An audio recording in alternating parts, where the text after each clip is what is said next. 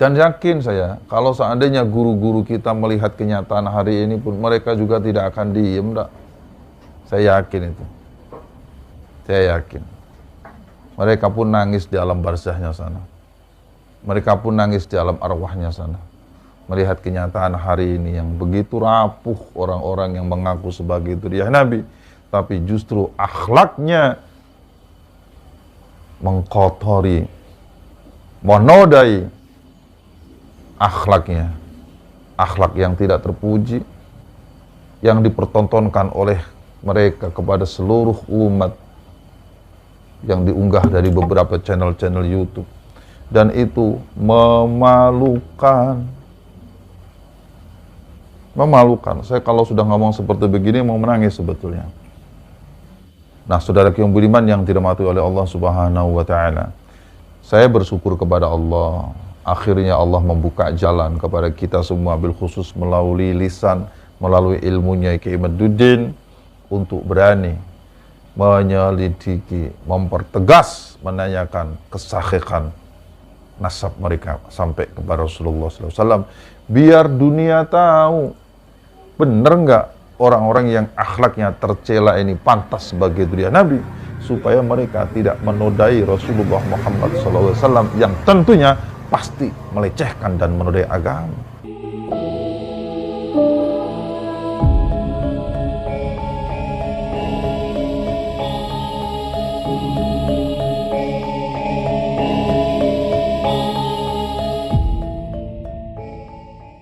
Kalau saya mah tidak yakin kalau mereka akan legowo ya.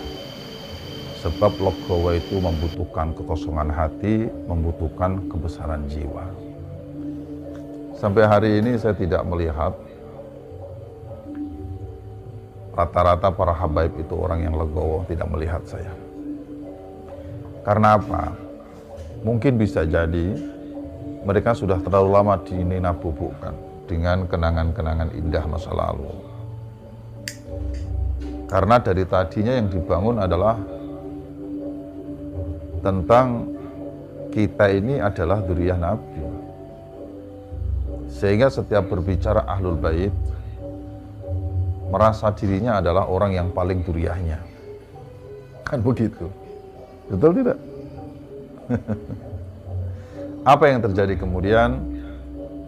Memanfaatkan agama untuk kepentingan-kepentingan mereka.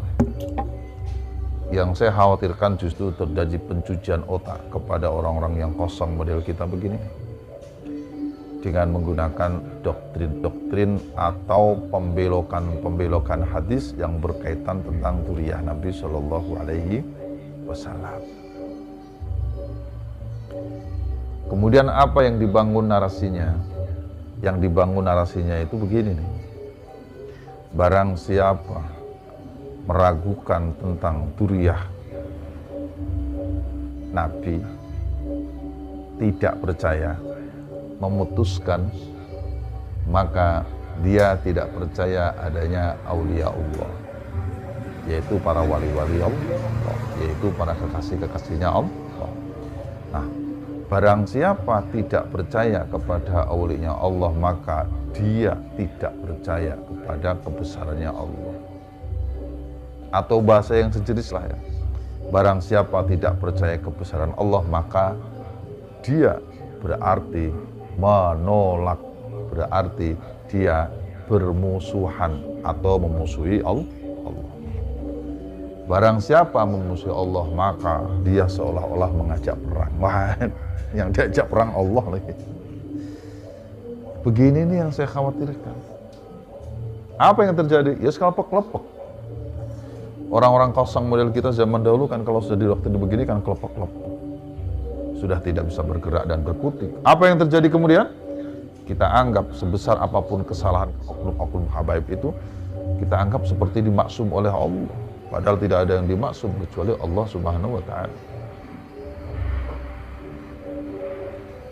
Dan yang sampai hari terjadi adalah kemudian timbullah perilaku kesemena-menaan daripada oknum-oknum habaib. Kan begitu. Dan yang paling tidak mengenakan adalah ketika mereka menggunakan narasi dan doktrin-doktrin seperti begini. Dari zaman dahulu, para alim, para ulama, guru-guru kita, dari mulai Mbah Syekh Nawawi Banten, kan begitu biasanya. Dari Hadratus Syekh Mbah Khalil Bangkalan, dari Hadratus Syekh Mbah Hasyim Asy'ari, dari Hadratus Syekh Mbah Mun Sarang, kan biasanya begitu yang dipakai, yang digunakan nama-nama kebesaran guru-guru kita, yang kalau kita mendengarnya sudah kelepek-kelepek kita. Tidak ada mereka yang berani untuk mengoreksi nasab para habaib. Ini orang baru kemarin baru punya kitab 1, 2, 3 sudah berani mengoreksi nasab habaib. Kata-kata itu didengar oleh orang-orang yang polos model kita. Apa yang terjadi adalah su'udzon, prasangka buruk, seolah-olah kiai-kiai yang meragukan nasab mereka adalah kiai-kiai yang su'ul adab kepada guru-gurunya. Betul tidak? Padahal kalau kita mau jujur, saudaraku yang baik, saudaraku yang budiman dimanapun berada, zaman dahulu dan sekarang itu kenyataannya beda. Dulu saya temui zaman saya masih kecil ya, kalau ketemu habaib itu bawaannya adem, ayem, tentrem, enak, alim, nasihatnya itu mencerahkan. Dulu ada habaib yang di daerah kita itu, namanya Syekh Hamzah Asy'ath. Itu beliau saja saking tawadhu'nya kepada kiai-kiai yang ada di daerah, ada di kampung saat itu, enggak berani mendirikan pesantren. Yang beliau dirikan itu masjid untuk berkumpulnya para jamaah untuk sholat bersama. Bukan apa-apa, bukan karena beliau tidak punya ilmu, alim, beliau ini hafidz Quran, tapi karena tawadhu. Susah dibayangkan lah bahasanya kepada para kiai, para alim, para ulama di kampung setempat. Apa yang terjadi? Para kiai, para alim, para ulama di kampung atau di daerah dimanapun berada itu, mereka itu punya prinsip. Ketawadhuan itu menjadikan hati kita meleleh dan harus dibalas dengan ketawadhuan yang sama, sehingga tidak ada alasan bagi mereka untuk memungkiri, mengingkari tentang nasab mereka. Ditambah lagi dengan sukhrah wal ifadhah, mereka sudah meyakini masyhurnya, mereka sudah berhusnudzon masyhurnya mereka itu adalah orang-orang yang alim, yang tawadhu, adalah pantas sebagai dzurriyyah Nabi Shallallahu Alaihi Wasallam. Tapi yang sekarang terjadi kan beda. Mengaku dzurriyyah Nabi, congkaknya melebihi kecongkaan yang paling congkak. Akhlaknya tidak terjaga, lisannya menyakitkan hati, tutur katanya memprovokasi. Tidak enak diomongin lah. Kan semua bisa melihat sendiri itu yang ada di YouTube. Apa yang kemudian terjadi? Ulama-ulama kiwari, ulama-ulama zaman sekarang kan bertanya-tanya, apa benar sih orang model begini ini dzurriyyah Nabi? Ditambah lagi dengan masalah pernasaban itu sudah ada sejak dari zaman bahula. Sudah ratusan tahun, bahkan ribuan tahun yang lalu. Akhirnya para ulama-ulama yang punya keberanian dan alim alama, punya ilmu inilah, mereka membuka kembali kitab nasab, dan benar ditemukan bahwasanya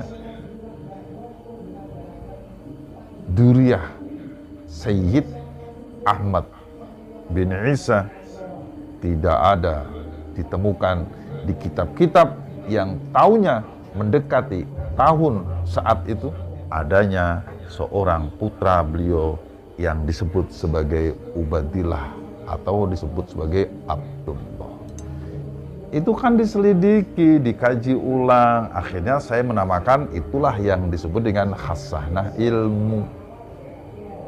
Timbullah keputusan sekarang, sebagian menganggap rungkat, munqati', tidak tersambung, tidak ada, diada-adakan. Bahkan dalam beberapa kitab itu tersambung melalui mimpi yang seperti pernah saya sampaikan dulu. Beda zaman. Dan itu biarkan saja sebagai hasanah ilmu pengetahuan. Maka yang lebih bagus adalah jika memang ada orang yang merasa dirugikan atas kajian-kajian yang ada, anggap saja kajian Kiai Imaduddin, maka mestinya dia sanggah dengan ilmu. Atau kalau tidak, ya sudah saja laporkan Kiai Imaduddin ke kantor polisi. Itu yang saya tunggu-tunggu dari dulu. Makanya, maaf ya, kemarin itu ketika ada surat somasi ya, saya pernah dengar katanya ada orang yang aktivis nasab yang disomasi itu, saya senangnya minta ampun. Sampai teman saya mau syukuran, mau nyembelih mentok. Ya karena memang permasalahan ini harus diselesaikan kedua tempat. Satu, di pengadilan, dan itu pintu masuknya saya anggap dari somasi tadi. Tapi hanya kal kuciwa, kecoa. Apa kecoanya? Ternyata somasinya itu adalah hoak. Ada tangannya katanya dipalsukan dan lain sebagainya. Masya Allah, kecewa deh.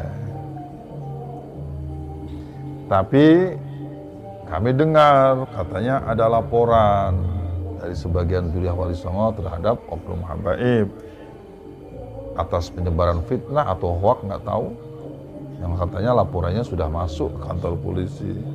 Ya mudah-mudahan saja pintu masuk ini bisa menjadi pembuktian diterima oleh semua pihak. Benar enggak kesahihan, kebenaran tentang tersambungnya Ba'alawi sampai ke Kanjeng Rasulullah SAW. Karena itu satu-satunya itu bisa meredakan hal ini. Atau yang kedua adalah keterlibatan pengurus besar Nahdlatul Ulama. Jadikan ini bahan kajian Bahthul Madzail, undang para alim, para ulama yang ahli nasab, ahli sejarah, bil khusus tarikh Islam, lalu adakan kajian di situ. Kemudian fatwakan hasilnya. Itu salah satunya. Kenapa mesti NU, Gus? Ya dalam hal ini memang yang sangat banyak dilibatkan adalah warga NU.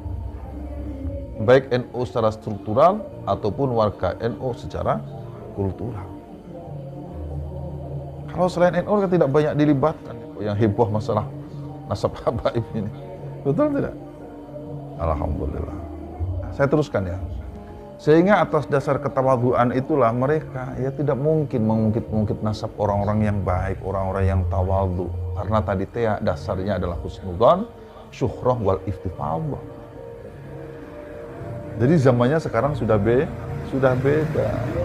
Makanya sering saya katakan, tulis ya dengan tinta yang sangat tebal, biarkanlah kebenaran itu menemui jalannya. Allahumma shalli wa sallim wa barik alaihi. Kenapa sih timbul permasalahan ini? Ya tadi ya dipicu dari akhlak-akhlak yang mengaku sebagai zuriyah Nabi, ya oknum saja ya, tetapi tidak mencerminkan tentang datuk dan leluhur-leluhur akhlaknya yang mulia. Ditambah lagi dengan saya dengar informasi ada seorang oknum habaib yang menikah cukup dengan menggunakan telepon. Masya Allah. Dan banyak hal kadang-kadang ini kalau kita dengar menyakitkan hati. Jadi kita umat Islam yang tersakiti karenanya. Seolah-olah agama itu dilecehkan kan kalau sudah begini. Dan yakin saya, kalau seandainya guru-guru kita melihat kenyataan hari ini pun, mereka juga tidak akan diem, enggak. Saya yakin itu. Saya yakin. Mereka pun nangis di alam barzahnya sana. Mereka pun nangis di alam arwahnya sana. Melihat kenyataan hari ini yang begitu rapuh orang-orang yang mengaku sebagai zuriyah Nabi, tapi justru akhlaknya mengkotori, menodai akhlaknya, akhlak yang tidak terpuji, yang dipertontonkan oleh mereka kepada seluruh umat, yang diunggah dari beberapa channel-channel YouTube, dan itu memalukan. Saya kalau sudah ngomong seperti begini mau menangis sebetulnya. Nah, saudara yang budiman yang dirahmati oleh Allah Subhanahu wa taala, saya bersyukur kepada Allah, akhirnya Allah membuka jalan kepada kita semua, bil khusus melalui lisan, melalui ilmunya Kiai Imaduddin, untuk berani menyelidiki, mempertegas, menanyakan kesahihan nasab mereka sampai kepada Rasulullah SAW, biar dunia tahu benar nggak orang-orang yang akhlaknya tercela ini pantas sebagai zuriat Nabi, supaya mereka tidak menodai Rasulullah Muhammad SAW yang tentunya pasti melecehkan dan menodai agama.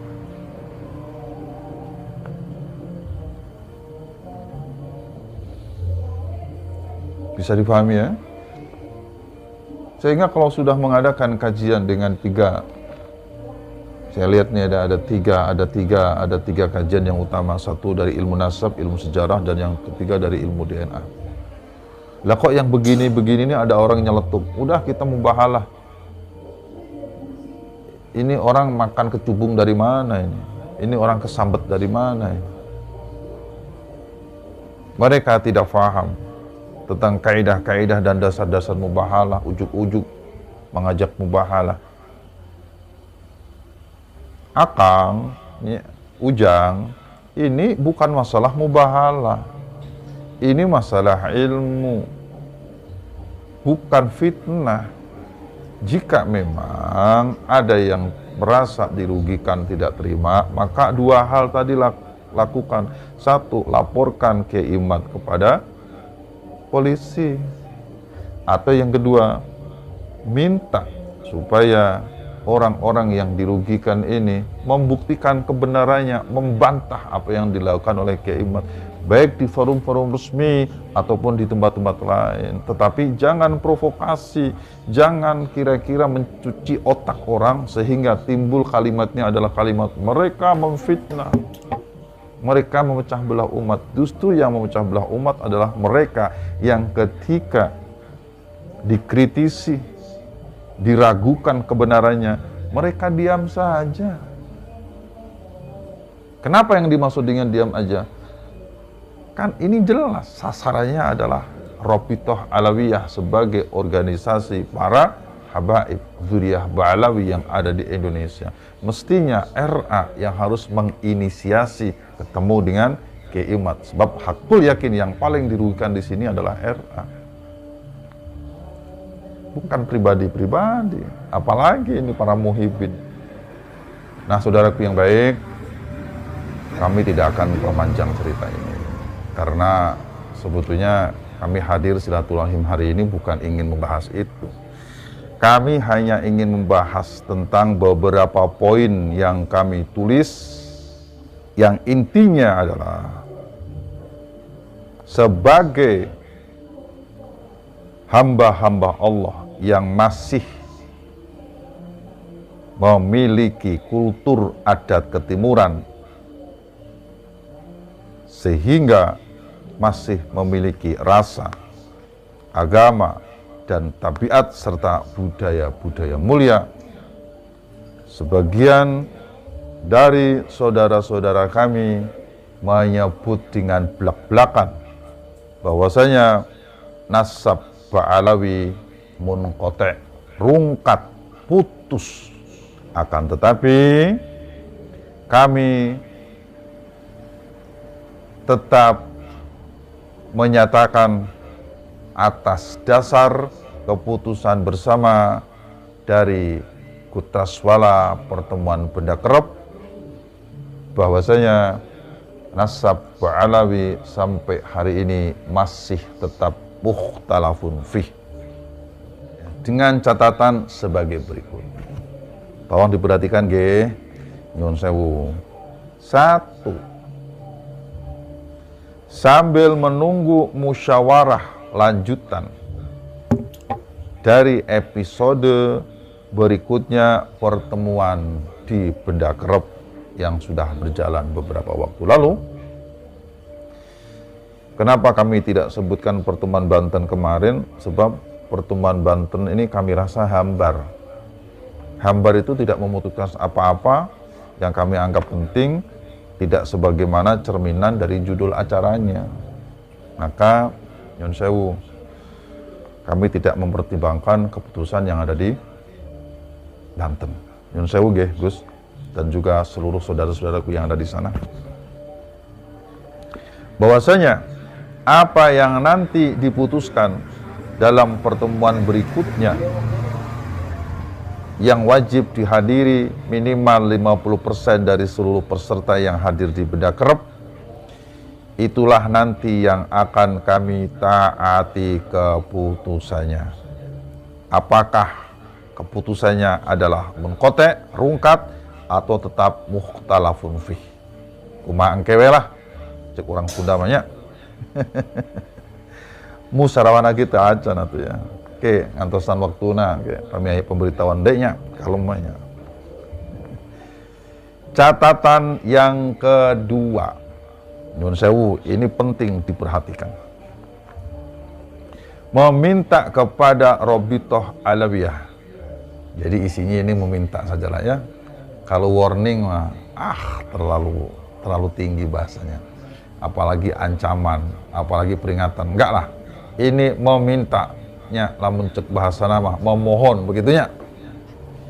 Meminta kepada RA Robitoh Alawiyah dalam tanda kurung agar satu, menertibkan seluruh anggotanya atau siapa saja yang berafiliasi dengannya, baik perorangan ataupun lembaga, baik muhibbin atau simpatisannya, supaya tertib dimanapun berada, tidak provokatif dan tidak mengadu domba antara Dzurriyyah Wali Songo dengan para habaib. Di sini kami sebut Habib ya, atau disebut habaib sebab kami yakini mereka ini Dzurriyyah dari Yaman. Paham ya maksudnya? Alhamdulillah. Dengan tidak mempersekusi, dengan tidak mengintimidasi. Nah, contoh intimidasi itu ya seperti yang kemarin ya, dilakukan ada ulama yang kebetulan Dzurriyyah Wali Songo dan Al-Tufi Nasab, kemudian ada oknum yang menolak. Nah, ini bagian daripada intimidasi itu. Tidak dijelaskan di sini. Saya ulangi lagi, tidak mempersekusi, tidak mengintimidasi siapapun terhadap para kiai yang kontra Ba'alawi sebagai Dzurriyyah Nabi Sallallahu Alaihi Wasallam. Yang ketiga, memberikan pendidikan akhlak, nyun sewu nggih, memberikan pendidikan moral kepada para oknum Ba'alawi yang lisannya tidak terjaga, akhlaknya tidak terjaga, tutur katanya menyakitkan, meresahkan, merendahkan para kiai dan masyarakat pribumi. Nun sewu, tolong diperhatikan nggih. Kami berharap catatan-catatan ini sampai kepada beliau ya, yang kita maksud tentunya. Yang keempat, meminta dengan hormat kepada Robitoh Alawiyah agar melakukan seleksi, ya mungkin semacam screening ya, kepada para oknum-oknum habaib yang hendak beraktivitas di dalam dunia dakwah dan ceramah atas ilmunya, untuk dikoreksi, diperbaiki ulang agar kajian-kajian di dalam dakwah dan ceramahnya bisa berbobot dan tidak bercerita tentang halu dan doktrin-doktrin yang menjauhkan umat dari akidah. Yang kelima, menghentikan memutarbalikkan sejarah bangsa hingga pendustaan terhadap makam-makam keramat yang ada. Yang keenam, membantu menciptakan perdamaian, kedamaian, ketentraman, dan kenyamanan di bumi pertiwi ini, yakni NKRI, Negara Kesatuan Republik Indonesia, dalam segala tindak tanduk dan segala upaya. Mohon kepada RA agar ini diperhatikan dalam tempo yang sesingkat-singkatnya. Kami sangat berharap semoga momentum Rabiul Awal ini bisa menjadi momentum perbaikan diri bagi semuanya. Sebab, jika apa yang kami sampaikan ini tidak diperhatikan, maka dengan segala hormat dan sangat menyesal, kami dengan atau tanpa musyawarah berikutnya dari kelanjutan musyawarah Kutraswala Bedakerep, status mukhtalafun fih atas nasab Ba'alawi sampai kepada Kanjeng Rasulullah SAW akan kami tinjau ulang kembali dengan mempertimbangkan 3 hal yang seperti Kiai Imaduddin sampaikan, yaitu dasar dari kitab nasab, sejarah, dan DNA. Demikian kami sampaikan, semoga bermanfaat. Assalamualaikum.